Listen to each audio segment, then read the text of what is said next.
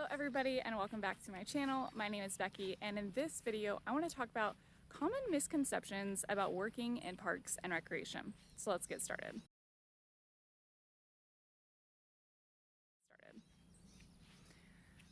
Alright, so first of all, if you are new to my channel, welcome. I don't post here regularly. I usually am on my podcast, Let's Talk Parks, every Thursday morning, but occasionally I get inspired to come create a video. And I was really inspired actually last week because I saw a video about a degree in recreation and leisure studies and what that career looks like. And I realized that there is still a lot of information out there that hasn't been shared quite yet. And I really wanted to bring some light to the situation in case you're wondering what a career in parks, recreation, leisure studies, outdoor recreation looks like. So let's get started with that. So on that note, I think it is really important to note that there's some terminology that gets a little bit confusing, right? Especially when you talk about degrees in recreation. There's a lot of different terms floating around. For instance, I got my degree in natural resource recreation and tourism, but a lot of people get their degrees in parks and recreation or leisure studies or leisure management or recreation management or sports management. Whatever it is, if it has to do with recreation, parks, the outdoors, then you can find a job in what we're going to call local parks and recreation. And just to be even more specific, in my world and in the world that I've been living in for the last 10 years, parks and recreation jobs are typically found in municipal government. So your local cities and counties, maybe you have a park district. And those are typically government-run organizations that have recreation programs, sports programs, arts, camps, all that good stuff.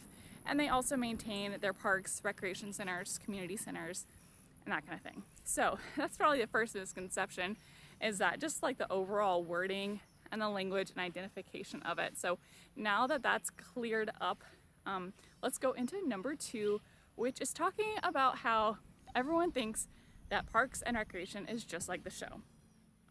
All right, so spoiler alert, parks and recreation is not like the show. There are bits and pieces of it, and if you ask professionals in the field, they'll probably either laugh at you and say, yes, absolutely, there's pieces of it that are like the local government piece. Sometimes it's hilarious how things take forever and people show up to public meetings and talk about the most random things ever when you're supposed to be talking about your local parks, but that just is what it is. But other than that, unless you have characters similar to Ron Swanson or like some of the other ones, like you're really not gonna have a lot of similarities to the show, but the overall premise is the same in that you are talking and working with the public to improve their local parks and recreation. All right, number 3.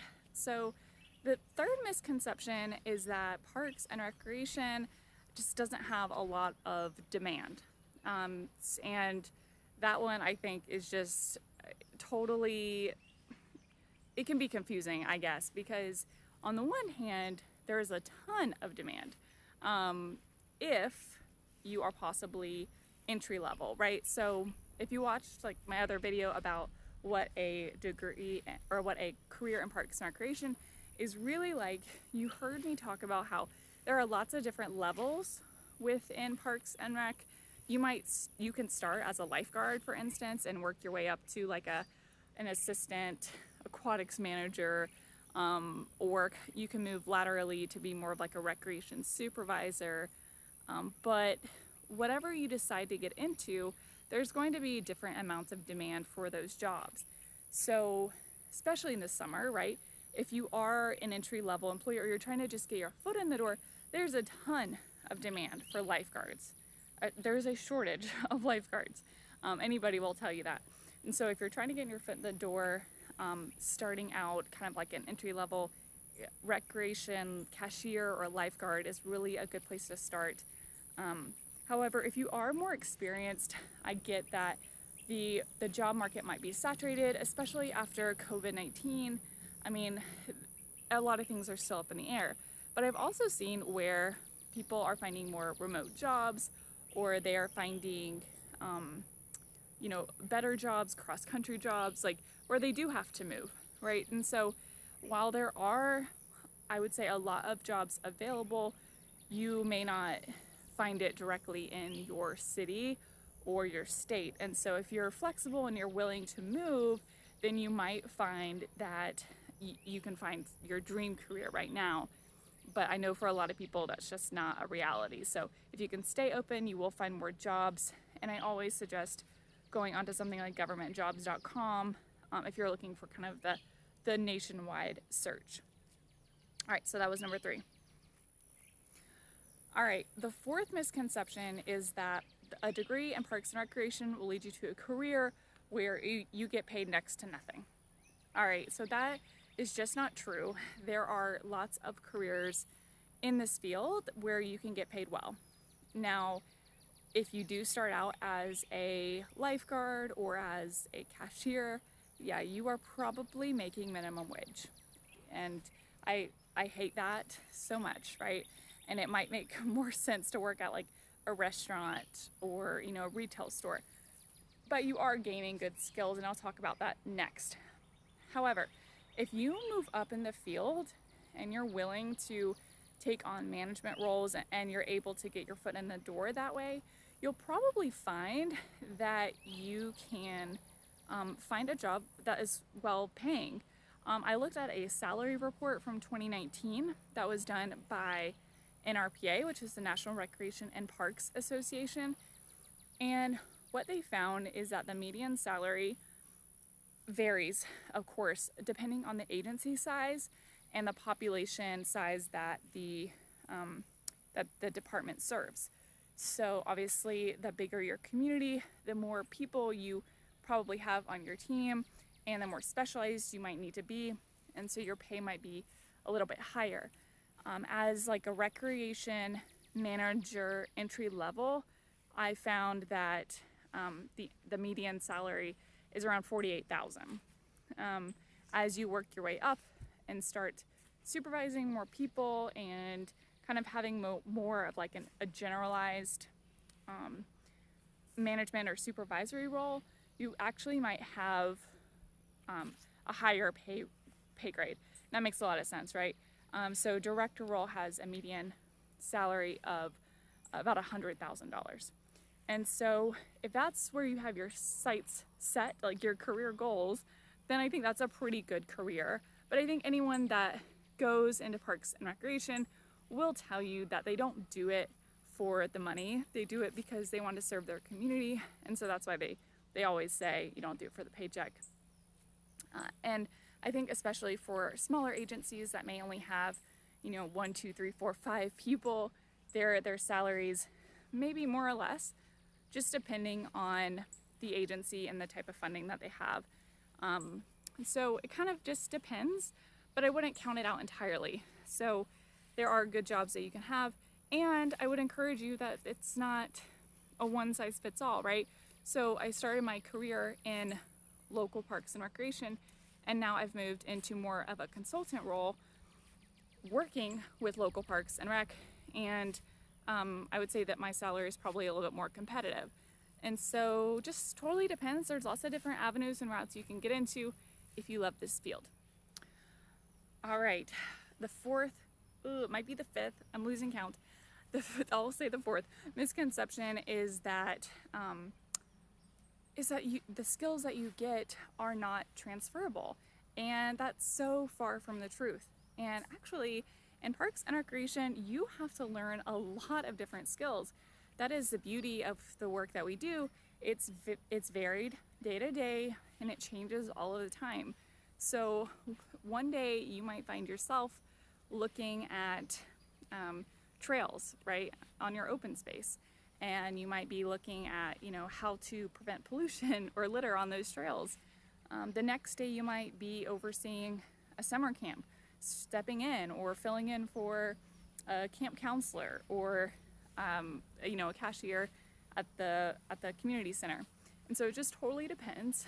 And I would say the great thing is that you will learn lots of different skills, and you will find yourself really expanding your perspective, and what you thought you were getting into, you'll probably find that you have a much bigger role than you ever anticipated, which can be a good or a bad thing. But the good news is you're going to pick up a lot of skills along the way, like customer service, budgeting, financial management. You'll probably also dabble in supervising others. Maybe you will be in marketing or graphic design, or facility management, right? Or developing programs. And so whatever it is, you should learn a lot of new skills that can help you in your future.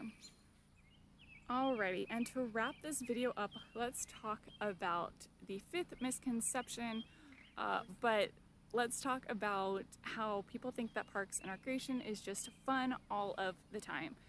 I think a lot of people who get into this field are fun-loving, they enjoy the outdoors, and they maybe were a parks and recreation kid. You might hear that term thrown out there, and that really just means that they grew up playing sports or going to summer camps at their local parks and recreation department. And they have a lot of pride in parks and recreation. And that's a beautiful thing. Or some people might have found it later in their career and switched.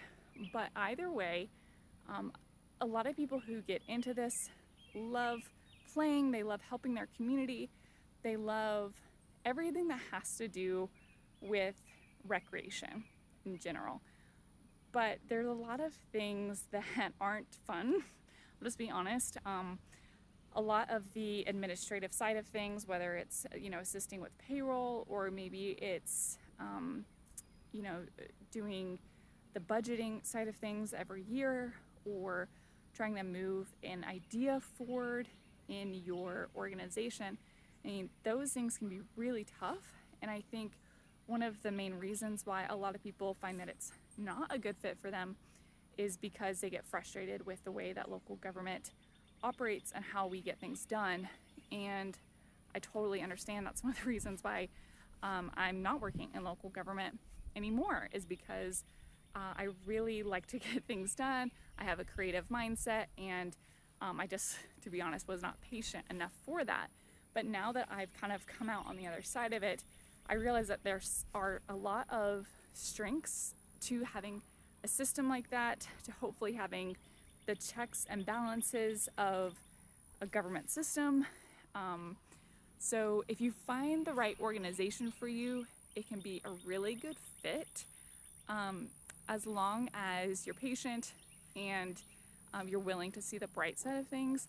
I will say that there's nothing worse than working with people who are total downers, not optimistic at all, and just kind of complain about their day, right? Like, those are what make your job really difficult.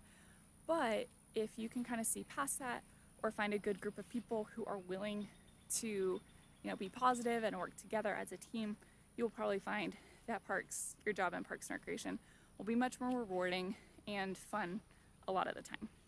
Alright, you guys, that is it for today's video. I hope that you enjoyed this. If you would like to see more content, I'm always open to ideas and to expanding the podcast into YouTube, but it is a lot more work. So if you're interested in that, please give this video a like and let me know in the comments below if that's something you're interested in. Thanks so much for tuning in, and shameless plug for the podcast every Thursday morning. Let's Talk Parks. Thanks so much, you guys.